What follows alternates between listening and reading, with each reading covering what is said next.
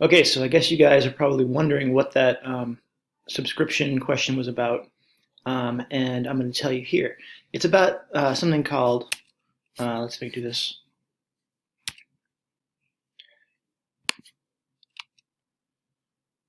choice architecture. This is an experiment that they did at some conference where the person giving the conference offered people a subscription deal. And there were three choices. And choice one was the online version for $59 a year. Second one was print only for $125. The third was print and online for $125.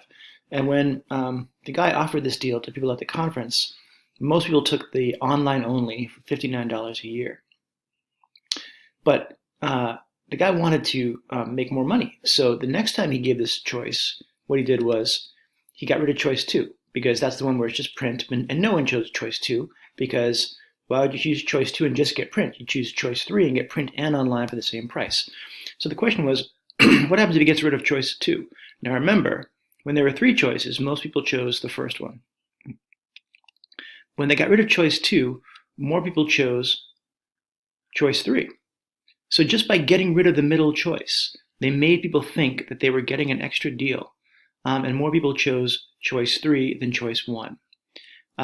It's a way of structuring the choices to get the outcome you want, or at least to increase the odds that you get the outcome you want. Now, why is this relevant to what we're doing? Because that's what politics is in some ways. It's about structuring the choices. So, for example, organ donation. A lot of folks don't want to donate their organs. Why? Well, they might be religious. They might not trust the government. They might be squeamish. They might be afraid that people will want their organs so badly that they won't wait until they're actually dead, or they're almost dead and they'll pull the plug to get the organs. But there's a great need for organ donation, and there's a relatively limited cost to the donors. That is, if the donor is deceased, the organ donation has a fairly low cost to the donor. It's not going to kill the donor. The donor's already dead. The best way to know somebody is an organ donor is to have a mark on their driver's license, right? But the DMV used to have a form that says, check this box if you want to be an organ donor. And when that happens, people say, I don't really want to be an organ donor. But then the DMV tweaked the form and said, check this box if you do not want to be an organ donor.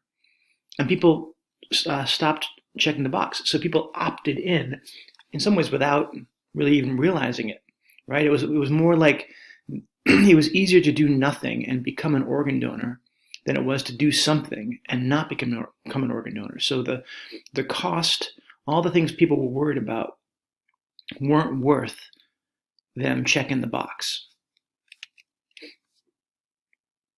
Now, some people would say, oh yeah, I chose this. This is my choice. And maybe that's true in a way, but it's also sort of a way to structure the choice so people choose without realizing they're choosing. Now, 401ks, I don't know if you guys have 401ks yet.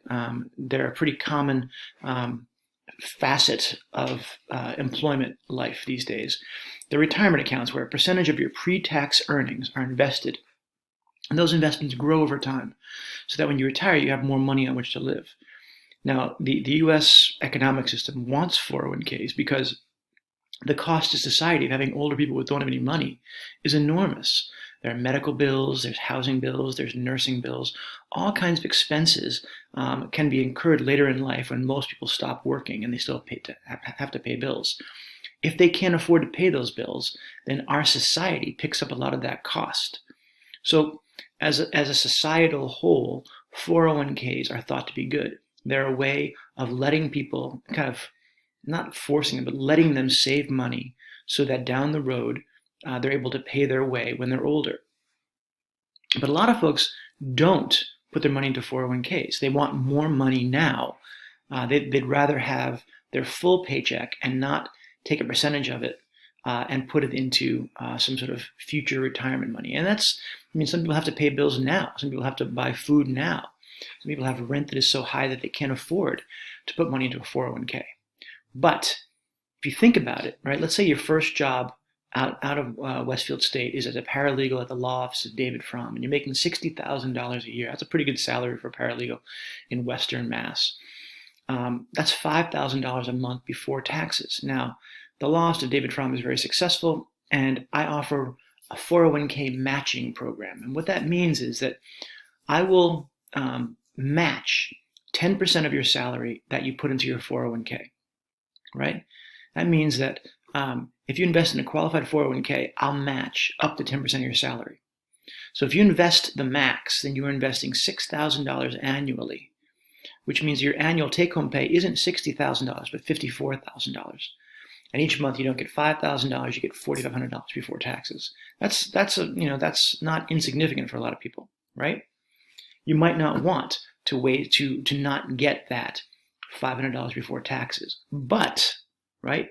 The question is, would you do it? Would you rather have $500 now before taxes, or have that money go into a 401k and have your employer match it? Well,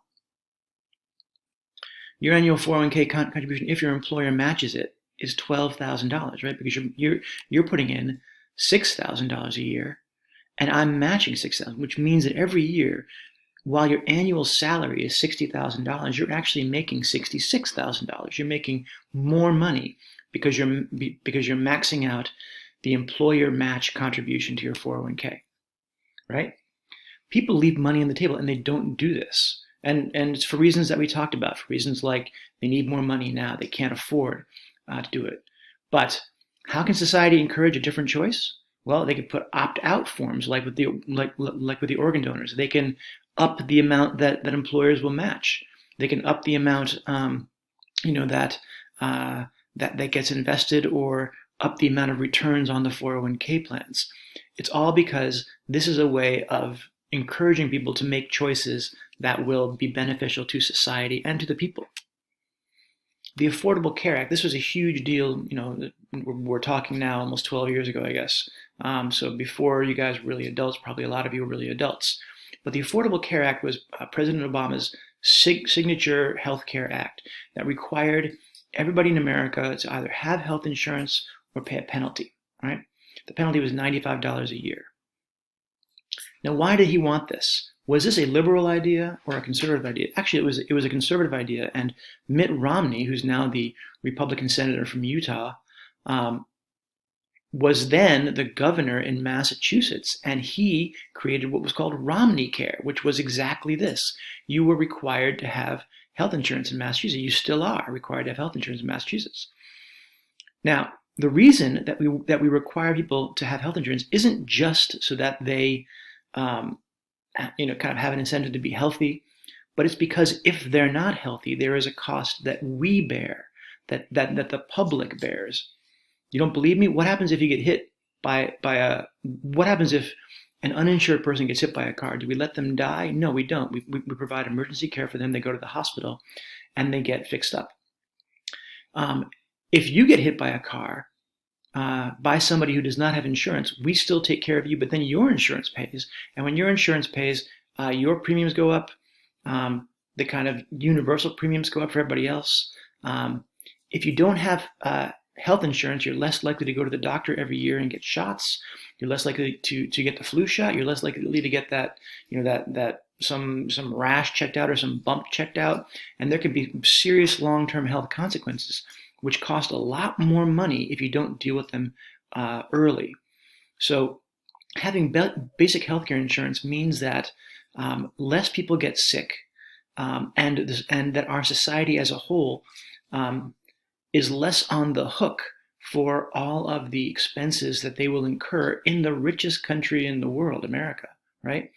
I mean, we have plenty of money in America, and not everybody, I shouldn't say that. But what I'm saying is this is a wealthy country, and we don't let people just die on the side of the road. We take them to the hospital and we give them care. That's because we are, a wealthy country. But there's a cost to all that, and the cost gets borne by the taxpayers, by the citizens, if people don't have health care. So the Affordable Care Act was an effort to structure the choice so that people will choose to get health care. And if they choose to get, healthcare insurance, and if they choose to get healthcare insurance, then there is a societal benefit to it. It's not just about individual health. It's about the cost to society of people who choose to not get healthcare. Now, this is a lot like our vaccine mandates, right? The vaccine mandates are a way to structure a choice, an individual choice, to encourage people to get vaccinated. And why? Not just so that they stay healthy, but that's so their communities stay healthy, that kids can stay in school, that supply lines keep running, that truckers don't get sick and they can't deliver goods, that ports don't get closed because there's people not coming over from Europe, so that flights aren't canceled because the pilots are healthy.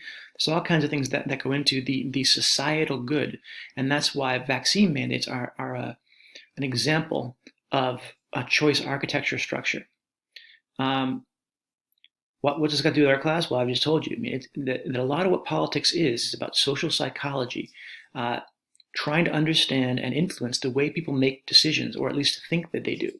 A lot of folks will say this is an individual choice, but if you structure the choice in a certain way, you're able to influence it. Laws and political structures are products of and also constrain our choices. It's important to consider how our choices are manipulated and how important that is to stay vigilant in order to understand the choices we are offered. A very, very common example I'll just end with real quickly is a lot of you guys have phone contracts or credit cards, and you have opted in to probably a system of arbitration of disputes. If you get into a dispute with your phone, with your cell phone carrier or with your credit card, it's probably likely that you have to take that dispute to arbitration, which is a private dispute resolution forum that does not provide a jury, does not provide kind of public decisions, and oftentimes can be subject to capture by the repeat players like your cell phone company or your credit card company who are there all the time. You've opted into that because it was part of the choices you made when you took out your phone contract. And it's important to understand what's happening and how you're being manipulated to make choices, even when you don't realize you are. All right, that's it for this program. Thanks for doing that poll. Strangely enough, a lot of you guys opted for the print and online subscription, even when you could have gone with just the online. So it was an interesting reaction to that poll. All right, bye.